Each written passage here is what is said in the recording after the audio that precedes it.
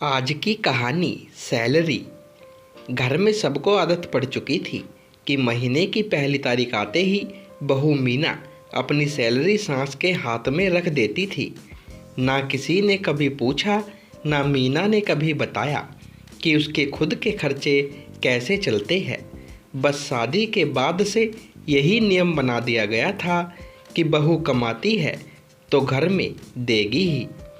शुरू शुरू में मीना को लगा था घर नया है, जिम्मेदारी है, सबको मिलकर चलाना पड़ता है।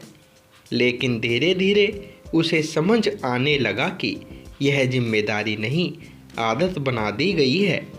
सास सविता देवी हर महीने पैसे लेते समय यही कहती, घर चलाना आसान नहीं होता, बहू तुम्हारी कमाई से ही सब संभल रहा है। लेकिन वही घर में जब रिश्तेदार आते तो बोलती, हमारा बेटा अकेला सब संभाल रहा है, बहू तो बस नौकरी कर लेती है। मीना हर बार चुप रह जाती। पति सुमित भी सब देखता था, लेकिन उसकी एक ही लाइन होती थी, माँ को मत समझाया करो, उनका दिल दुखता है। धीरे धीरे हालात यह हो गई कि मीना को अपने ही पैसे मांगने पड़ते थे। एक दिन उसने सुमित से कहा, मुझे अपने लिए फ़ोन लेना है, पुराना खराब हो गया है। सुमित ने सीधा जवाब दिया, माँ से बोल दो, पैसे उन्हीं के पास है। उस दिन पहली बार मीना को अजीब लगा, कमाने वाली वह और इजाज़त किसी और से। महीने की पहली तारीख आई।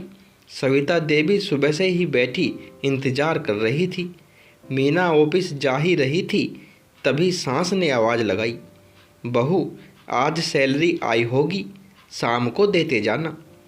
मीना कुछ सेकंड चुप रही, फिर बिना उनकी तरफ देखे बोली, इस बार नहीं दूंगी मम्मी जी, मुझे अपने पैसे खुद संभालने आते हैं। बस इतना सुनते ही घर में जैसे तूफान खड़ा हो गया। सविता देवी गुस्से से बोली, अभी 2 साल भी नहीं हुए शादी को और बहू ने अपना असली रंग दिखा दिया। सुमित वहीं खड़ा रह गया, क्योंकि पहली बार मीना पीछे हटने वाली नहीं लग रही थी। शाम को मीना जैसे ही ऑफिस से घर पहुंची, उसे दरवाजे पर ही समझ आ गया था कि घर का माहौल आज सामान्य नहीं है। ड्राइंग रूम में सास सविता देवी बैठी थी, साथ में पड़ोस की विमला चाची भी बैठी थी और सामने सुमित चुपचाप मोबाइल देख रहा था। मीना ने बैग रखा ही था कि सविता देवी ऊंची आवाज़ में बोली, लो आ गई हमारी कमाने वाली बहू, अब इसे घर की ज़रूरत नहीं रही। मीना समझ गई, बात बाहर तक पहुंचा दी गई है। विमला चाची तुरंत बोल पड़ी, अरे बहू, सास को पैसे देने में क्या दिक्कत है तुम्हें, आखिर घर ही तो चल रहा है। मीना ने पहली बार सीधे जवाब दिया, घर चलाना जिम्मेदारी है चाची, लेकिन पूरा हक किसी एक का नहीं होता। बस इतना सुनते ही सविता देवी भड़क गई, देखा सुमित, अभी से जवाब देने लगी है, कल को कहेगी अलग रहना है। सुमित ने धीरे से कहा, अरे मीना, माँ गलत थोड़ी कह रही है, घर में सब देते हैं। मीना हंस पड़ी, लेकिन वह हंसी गुस्से वाली थी। सब देते हैं, आपकी सैलरी कहाँ जाती है? सुमित के कमरे में एकदम से चुप्पी छा गई। सविता देवी तुरंत बोली, लड़के से हिसाब पूछेगी, अब बहू यही सिखाया है मायके वालों ने। मीना ने पहली बार साफ आवाज में कहा, मैं हिसाब नहीं पूछ रही, बस बराबरी की बात कर रही हूँ। लेकिन बात यहीं ख़त्म नहीं हुई। रात का खाना बनाते समय मीना ने देखा, सास जानबूझकर फ़ोन पर किसी से ज़ोर ज़ोर से बोल रही थी। आजकल की बहुएं पैसे आते ही बदल जाती है, माँ बाप का घर समझ लिया है। यह बात सीधे मीना को सुनाने के लिए ही थी। उस रात सुमित भी अलग सो गया, बिना कुछ बोले। अगली सुबह मीना रोज़ की तरह जल्दी उठी, लेकिन आज रसोई में कदम रखते ही उसे समझ आ गया था कि कुछ बदल चुका है। सविता देवी पहले से ही वहाँ खड़ी थी और आते ही बोली, अब जब बहू अपने पैसे खुद संभालेगी तो घर का खर्च भी खुद ही संभालेगी। मीना ने उनकी तरफ देखा, मतलब सविता देवी ने गैस की तरफ इशारा किया। आज से अपना और अपने पति का खाना अलग बनाना, घर का राशन अब हम अपने हिसाब से चलाएंगे। यह सीधा अलगाव था। लेकिन बिना बोले सुमित वहीं कुर्सी पर बैठा चाय पी रहा था। उसने एक बार भी माँ को नहीं रोका। मीना को सबसे ज़्यादा चोट वहीं लगी। उसने धीरे से पूछा, सुमित, आपको सही लग रहा है यह सब? सुमित ने नज़रें झुका ली। तुमने ही तो शुरुआत की थी मीना, अब माँ को बुरा लगा है। उस पल मीना समझ गई, यहाँ गलती पैसे रोकने की नहीं, आवाज़ उठाने की थी। पूरा दिन घर का माहौल ऐसा रहा जैसे मीना कोई मेहमान हो। ना किसी ने बात की, ना खाना पूछा।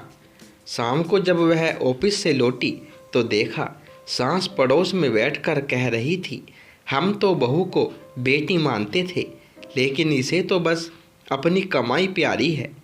लोग सहानुभूति से सविता देवी को देख रहे थे और मीना को ऐसे जैसे वह घर तोड़ने आई हो। उस रात मीना ने पहली बार अपने कमरे का दरवाज़ा बंद किया और चुपचाप बैठ गई।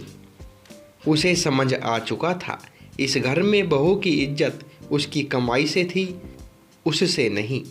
और तभी सुमित कमरे में आया और बोला, अगर इतनी ही दिक्कत है तो कुछ दिन मायके चली जाओ।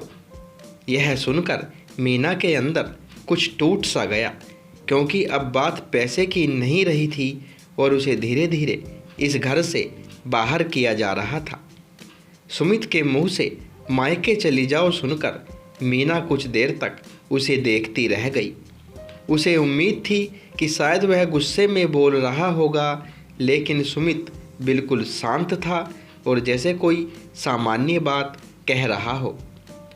मीना ने धीरे से पूछा, मतलब समस्या ख़त्म करने का तरीका मुझे घर से भेज देना है।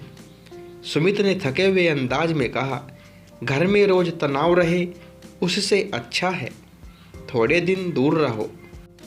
बस वहीं मीना के अंदर आखिरी उम्मीद भी ख़त्म हो गई। अगली सुबह उसने बिना किसी बहस के अपना बैग पैक किया। ना रोना ना शिकायत।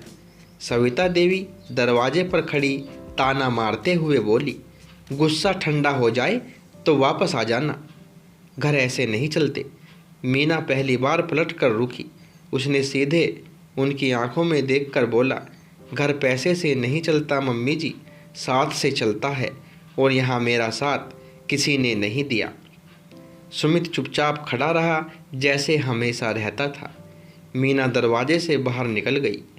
2 महीने बाद घर का खर्च लड़खड़ाने लगा। EMI, राशन, दवाइयाँ, सबका बोझ सीधे सुमित पर आ गया। तब पहली बार सविता देवी को एहसास हुआ कि जिस बहू की कमाई को वह अधिकार समझती थी, वही घर की सबसे बड़ी सहारा थी। उधर मीना ने मायके जाकर ट्रांसफ़र ले लिया। अपना अलग अकाउंट, अपनी बचत और अपनी शांति बना ली। एक शाम सुमित का फ़ोन मीना को आया, घर वापस आ जाओ, सब ठीक कर लेंगे।